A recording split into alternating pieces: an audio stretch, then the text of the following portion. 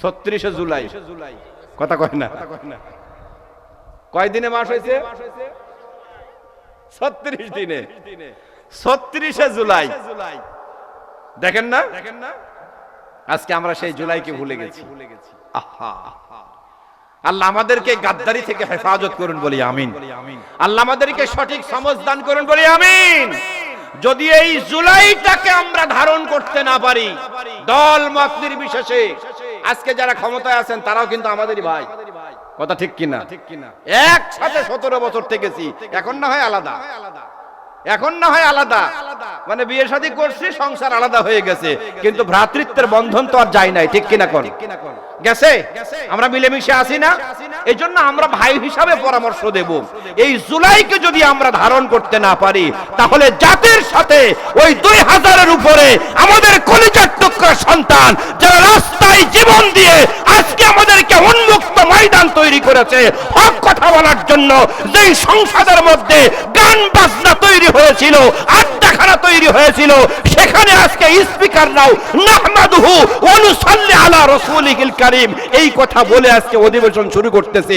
এই যে আমরা আলোর বাতাস পেয়েছি, আমরা ইসলামের আলো পেয়েছি, কোরআনের আলো পেয়েছি, আজকে সংসদের দিকে তাকাইলে অর্ধেকের কম সংখ্যক তাদের মাথায় সব টুপি আর টুপি আর টুপি, কথা কোন ঠিক কিনা? আজকে ইসলামের কথা, কোরআনের কথা বলতে পারছি না, কথা বলেন। এটা কাদের কারণে পেয়েছি? এই জুলাইয়ের কারণে পেয়েছি। সিন্নি খাইলা মোল্লা চিনলা না। যদি এরকম হয় তাহলে মায়ের খাওয়ার জন্য রেডি থাকেন, মায়ের খাওয়ার জন্য রেডি থাকেন। একজন তো দিল্লি পালায়ে গেছে, আমি আপনি পালানোর জায়গা পাবো না, পালানোর কোন জায়গা পাবো না। ওই ইন্দুরের গর্ত আমার আপনার জন্য জুটবে না, এটা আমি বিশ্বাস করি, কথা কোন ঠিক কিনা? গাদ্দারি না করি আমরা, আল্লাহ আমাদেরকে বোঝার তৌফিক দান করুন বলি আমিন। তো যে কথা বলছিলাম, মাস যায় কয় দিনে? ভুলে গেছেন নাকি? মাস যায় 30 দিনে। আচ্ছা, আপনারা যারা বসে আছেন এখানে বলেন তো 30 দিন গোশত খান কারা কারা? হাত তোলেন। 30 দিন গোশত কারা কারা খান? আপনি কি বুঝে হাত উঠাইছেন না না বুঝে?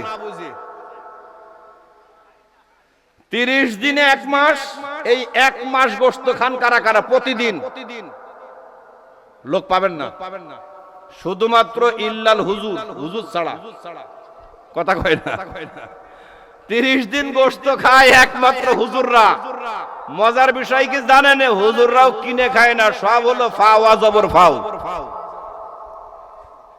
কিসের বরকতে বলেন তো? একমাত্র কোরআনের বরকতে। চিৎকার দিয়ে বলেন সুবহানাল্লাহ।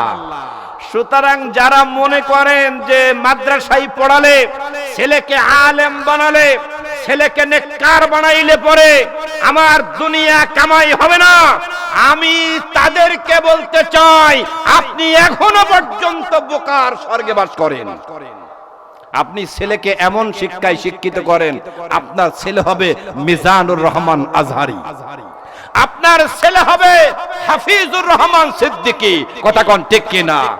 দেখবেন টাকা সম্মান কোনটার অভাব আল্লাহ রাখবে না। সম্মানিত ভাইরা আমার,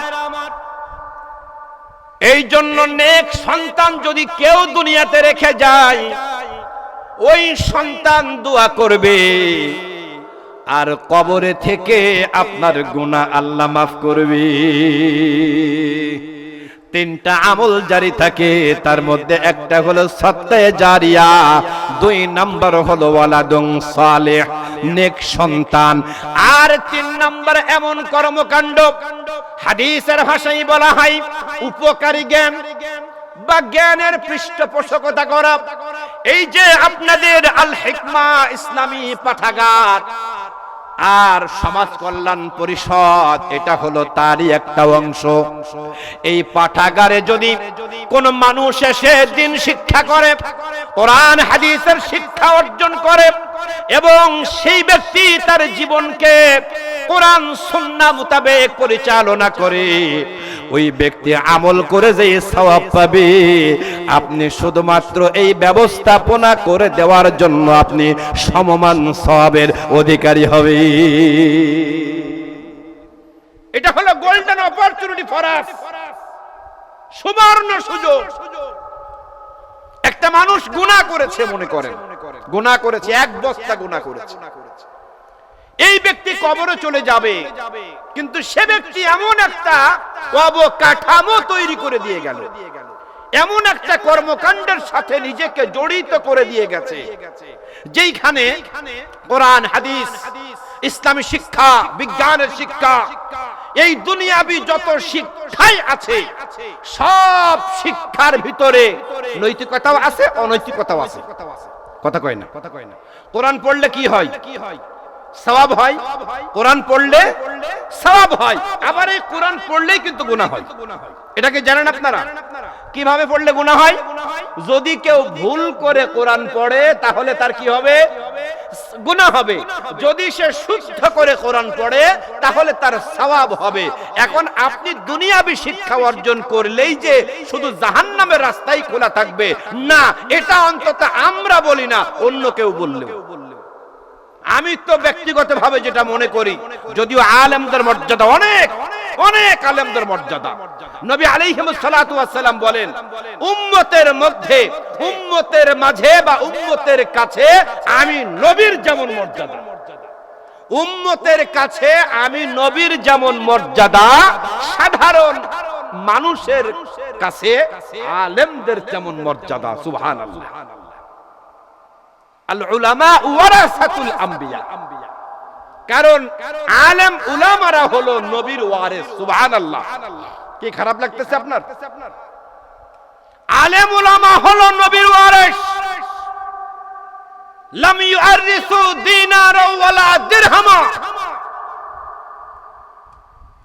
নবী দায়িত্বহীন কণ্ঠে বলেছেন, তারা আমার সম্পদের ওয়ারিস নয়, তারা আমার টাকা পয়সার ওয়ারিস না, জমি জমার ওয়ারিস না, তারা হলো আমার নবুয়তের ওয়ারিস। সুবহানাল্লাহ। তার মানে নবী চলে গেছেন, আর কি নবী আসবে? আমার বাবা মারা যাবার পরে বাবার জমির মালিকানা কার? কথা কয় না? নতুন করে কি রেজিস্ট্রি করা লাগে? লাগে না। কারণ অটোমেটিকলি আমার বাবা যখন গোরস্থানে চলে যাবে, আমার নামে ওই নামপত্তন করা লাগবে না, অটোমেটিক আমার নামে তখন সম্পদ চলে আসবে। কারণ সম্পদ ও জমিনের উপরেই থাকে, ও নিচে যায় না, অটোমেটিক চলে আসে, কোনো মোহরি লাগে না। এখন যেহেতু আলেমদেরকে নবী বলছে আমার ওয়ারিস, কিসের ওয়ারিস? নবুয়তের ওয়ারিস। তার মানে আজকে নবী নাই, কিন্তু নবী নাই এ কথা বলা যাবে না, নবী নাই, নবীওয়ালা আছে। কারা?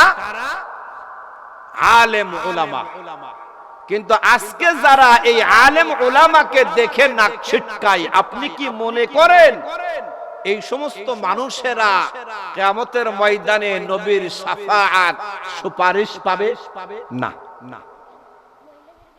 সম্মানিত বন্ধুরা আমার, এই জন্য শুধুমাত্র কোরআন হাদিসের ইলম অর্জন করলেই জান্নাতি হবে এটা বলবো না। দুনিয়াবি শিক্ষা অর্জন করে যদি নৈতিকতার পথে চলে তাহলেও সে জান্নাতি হবে। কথা কোন ঠিক কিনা? একজন ডাক্তার যদি ডাকাত না হয়, কসাই না হয়, ওই ডাক্তারের অবদান কখনো অস্বীকার করা যাবে না। একজন ইঞ্জিনিয়ারদের কাজ হলো